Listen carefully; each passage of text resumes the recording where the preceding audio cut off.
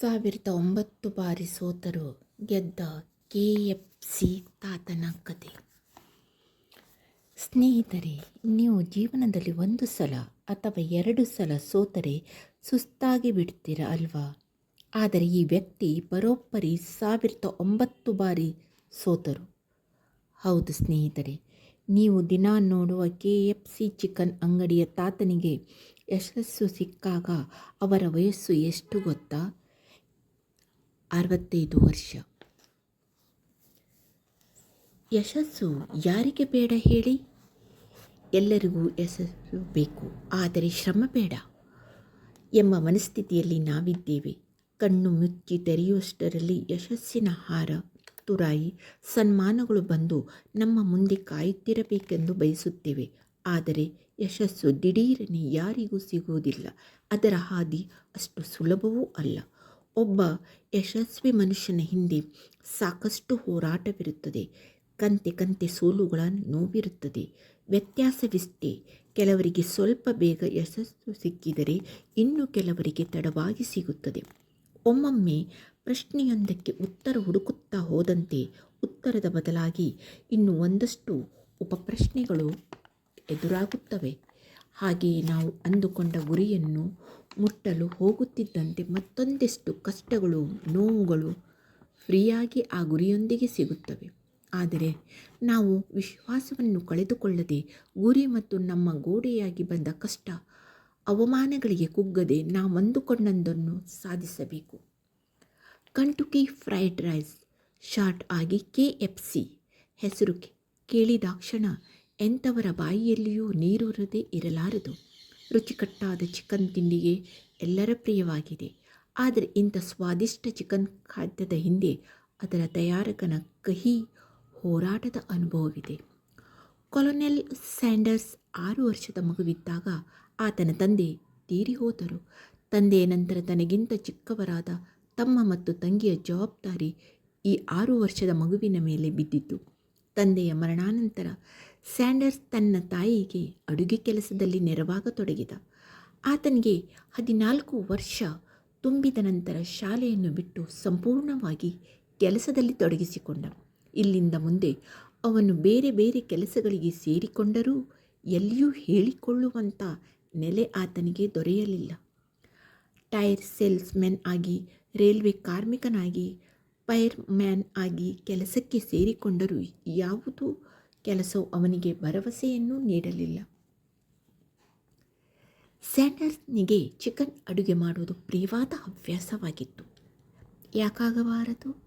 ಇದೊಂದು ವಿಶಿಷ್ಟ ರೀತಿಯ ಪ್ರಯತ್ನ ಮಾಡೋಣವೆಂದುಕೊಂಡು ತನ್ನ 45ನೇ ವಯಸ್ಸಿನಲ್ಲಿ ಕೊಲೊನೆಲ್ ಸ್ಯಾಂಡರ್ಸ್ ಮೊದಲ ಬಾರಿಗೆ ತಮ್ಮ ವಿಶಿಷ್ಟ ಚಿಕನ್ ತಿಂಡಿ ತಯಾರಿಸಿ ಮಾರಾಟ ಮಾಡಲು ಯತ್ನಿಸಿದಾಗ 1009 ಜನ ಅದನ್ನು ತಿರಸ್ಕರಿಸಿದರು. ಆದರೆ ಸೋಲಿಗೆ ಕಂಗೆಡದ ಸ್ಯಾಂಡರ್ಸ್ 1 ಪ್ಯಾನ್ ಡೆ ಪರ್ಫೆಕ್ಟ್ ಚಿಕನ್ ರೆಸಿಪಿಯನ್ನು ತಯಾರಿಸಿ ಬಿಟ್ಟರು. ಕೆಂಟುಕಿ ನಗರದಲ್ಲಿ ಸೂಕ್ತವಾದ ಸಾಸ್ ಮತ್ತು ಇತರ ಪದಾರ್ಥಗಳೊಂದಿಗೆ ಚಿಕನ್ ಫ್ರೈ ಮಾಡುತ್ತಿದ್ದರು. ಚಿಕನ್ ತಿಂಡಿ ವ್ಯಾಪಾರ ತುಸು ಹೆಚ್ಚಾದಾಗ ಸ್ವಂತ ಚಿಕ್ಕ ರೆಸ್ಟೋರೆಂಟ್ ಒಂದನ್ನು ಸ್ಥಾಪಿಸಿದರು. ದುರದೃಷ್ಟವಶಾತ್ ಹಲವಾರು ಕಾರಣಗಳಿಂದ ಆತನ ವ್ಯಾಪಾರ ಕುಸಿಯಿತು. ಕೊನೆಗೆ ತನ್ನ ರೆಸ್ಟೋರೆಂಟನ್ನು ಮಾರುವ ಸ್ಥಿತಿಗೆ ಬಂದನು. ಆದರೂ ಆತ ಧೃತಿಗೆಡಲಿಲ್ಲ. ಅಮೆರಿಕದಲ್ಲಿ ಮುಂದೊಂದು ದಿನ ಚಿಕನ್ ಮಾರುಕಟ್ಟೆ ಬಂದೇ ಬರುತ್ತದೆ ಎಂಬ ನಂಬಿಕೆ ಮಾತ್ರ ಆತನಲ್ಲಿತ್ತು. ಇದೇ ನಂಬಿಕೆಯೊಂದಿಗೆ ಹಲವಾರು ಕಡೆಗೆ ಹೋಗಿ ತನ್ನ ಚಿಕನ್ ರೆಸಿಪಿಯನ್ನು ಪರಿಚಯಿಸತೊಡಗಿದ. ಸಾವಿರಾರು ಜನ ಅವನ ಬಳಿ ಪ್ಯಾಂಟ್, ಬಿಳಿ ಶರ್ಟ್ ಹಾಗೂ ಟೈ ನೋಡಿ ಆತನನ್ನು ಹೀಯಾಳಿಸಿ ಆತ ಪರಿಚಯಿಸುತ್ತಿದ್ದ ರೆಸಿಪಿಯನ್ನು ತಿರಸ್ಕರಿಸುತ್ತಿದ್ದರು. ಜನರ ತಿರಸ್ಕಾರಕ್ಕೆ ಬೇಸರಿಸಿಕೊಳ್ಳದೆ, ತನ್ನ ಛಲ ಬಿಡದೆ ತನ್ನ ರೆಸಿಪಿಗೆ ಮಾರುಕಟ್ಟೆ ಹುಡುಕುತ್ತಿದ್ದ. ಕೊನೆಯಲ್ಲಿ ಸಾಲ್ಟ್ ಲೇಕ್ ಸಿಟಿಯ ಉತ್ತಾಹ ನಗರದಲ್ಲಿರುವ ಪೇಟೆ ಹಾರ್ಮನ್ ಎಂಬ ಮತ್ತೋರ್ವ ರೆಸ್ಟೋರೆಂಟ್ ಮಾಲೀಕನನ್ನು ಭೇಟಿಯಾಗಿ ತನ್ನ ರೆಸಿಪಿಯನ್ನು ಅವನ ಮನೆಯಲ್ಲಿ ಮೊದಲು ಪ್ರಸ್ತುತಪಡಿಸುತ್ತಾನೆ. ಸ್ಯಾಂಡರ್ಸನ ಚಿಕನ್ ತಿಂಡಿಯ ಸ್ವಾದವನ್ನು ಮೆಚ್ಚಿ ಹಾರ್ಮನ್ ಅದನ್ನು ತನ್ನ ರೆಸ್ಟೋರೆಂಟ್ನಲ್ಲಿ ಪರಿಚಯಿಸಿದಾಗ ಅದರ ಸ್ವಾದವನ್ನು ಸವಿಯಲು ಜನ ಕಿಕ್ಕಿರಿದು ತುಂಬಿದರು. ಆವತ್ತಿನ ಈ ಕಿಕ್ಕಿರಿದ ಜನಸಮೂಹವೇ ಆತನಿಗೆ ಅದ್ಭುತ ಯಶಸ್ಸಾಗಿ ಕಂಡಿತು. 60ರ ವಯಸ್ಸಿನಲ್ಲಿ ಆತನಿಗೆ ಚಿಕನ್ ರೆಸಿಪಿ ಅದ್ಭುತ ಗೆಲುವನ್ನು ತಂದುಕೊಟ್ಟಿತು. ಆ ಗೆಲುವಿನೊಂದಿಗೆ ಸ್ಯಾಂಡರ್ಸ್ ತನ್ನ ಮೊದಲ KFC ರೆಸ್ಟೋರೆಂಟನ್ನು ಸ್ಥಾಪಿಸಿದರು. ಇಲ್ಲಿಂದ ಯಶಸ್ಸು ಸ್ಯಾಂಡರ್ಸ್ನ ಬೆನ್ನು ಹತ್ತಿತು. ನಂತರದ ದಿನಗಳಲ್ಲಿ KFC ಕಂಪನಿ ಅದ್ಭುತ ಏಳಿಗೆಯನ್ನು ಸಾಧಿಸಿತು. ಹೀಗೆ ಕಂಪನಿ ಉತ್ತುಂಗದಲ್ಲಿರುವಾಗಲೇ ಜಾಕ್ ಸಿ ಮ್ಯಾಸೆ ಹಾಗೂ ಜಾನ್ ಪೈ ಬ್ರೌನ್ ಎಂಬುವರಿಗೆ $2 ಮಿಲಿಯನ್ ಮೊತ್ತಕ್ಕೆ ಮಾರಿದರು. ಆದರೆ ಹಕ್ಕುಗಳನ್ನು ಮಾತ್ರ ಕೆನಡಿಯನ್ ಕಂಪನಿಯೊಂದಕ್ಕೆ ಇಟ್ಟುಕೊಂಡು ತಾವು ಸಂಬಳ ಪಡೆಯುವ ಕಂಪನಿ ರಾಯಭಾರಿಯಾಗಿ ಮುಂದುವರೆದರು. ಇವತ್ತು ವಿಶ್ವದ 120ಕ್ಕಿಂತ ಹೆಚ್ಚು ದೇಶಗಳಲ್ಲಿ KFC 1800 ಬ್ರ್ಯಾಂಚುಗಳನ್ನು ಹೊಂದಿ ಕೋಟ್ಯಾಂತರ ರೂಪಾಯಿ ಆದಾಯ ಕೊಡುತ್ತಿದ್ದು, ಲಕ್ಷಾಂತರ ನಿರುದ್ಯೋಗಿಗಳಿಗೆ ಉದ್ಯೋಗ ನೀಡಿ ಅವರ ಬದುಕಿಗೆ ಆಸರೆಯಾಗಿದೆ. ಒಂದು ವೇಳೆ ಸ್ಯಾಂಡರ್ಸ್ ಆವತ್ತು ಸಾಕಿನ್ನು ಈ ವೈಫಲ್ಯತೆಯ ಬದುಕು ಎಂದು ವಿಮುಖನಾಗಿ ನಡೆದಿದ್ದರೆ ಇವತ್ತು KFC ಎಂಬ ಕಂಪನಿ ಇರುತ್ತಿರಲಿಲ್ಲ. ಅದೆಷ್ಟು ನಿರುದ್ಯೋಗಿಗಳಿಗೆ ಗೌರವಯುತ ಬದುಕು ಸಿಗುತ್ತಿರಲಿಲ್ಲ. ಇದು ಕೇವಲ ಒಬ್ಬ ಸ್ಯಾಂಡರ್ಸ್ನ ಕಥೆಯಲ್ಲ. ಅದಕ್ಕೆ ಹೇಳುವುದು ಸಾಧನೆಗೆ 1000 ದಾರಿಗಳಿವೆ ಎಂದು. ಒಂದು ದಾರಿ ಮುಚ್ಚಿದರೇನಾಯಿತು, ಇನ್ನೊಂದು ದಾರಿ ತೆರೆದು ಸಿದ್ಧವಾಗಿರುತ್ತದೆ. ಆರಂಭದಲ್ಲಿ ಎಡವಿದಾಗ ತುಸು ಭಯವಾಗುವುದು, ಧೃತಿಗೆಡುವುದು ಎಲ್ಲವೂ ಸಹಜ. ಆದರೆ ಮನಸ್ಸಿನ ಛಲದ ಮುಂದೆ ಏನಿದೆ? ಒಂದೊಮ್ಮೆ ನಮ್ಮ ಮನಸ್ಸಿನಲ್ಲಿ ನಾನು ಗೆಲ್ಲಬೇಕು ಎಂಬ ಛಲ ಹುಟ್ಟಿಬಿಟ್ಟರೆ ಸಾಕು, ನನ್ನಲ್ಲೂ ಸಾಮರ್ಥ್ಯವಿದೆ ಎನ್ನುವ ನಂಬಿಕೆ ತಾನಾಗೇ ಬರುತ್ತದೆ. ಮನುಷ್ಯನಲ್ಲಿ ಛಲದೊಂದಿಗೆ ನಂಬಿಕೆಯು ಸಮ್ಮಿಳಿತಗೊಂಡರೆ ಸಾಧನೆಗೆ ಒಂದೇ ಮೆಟ್ಟಿಲು ಉಳಿದು ಬಿಡುತ್ತದೆ.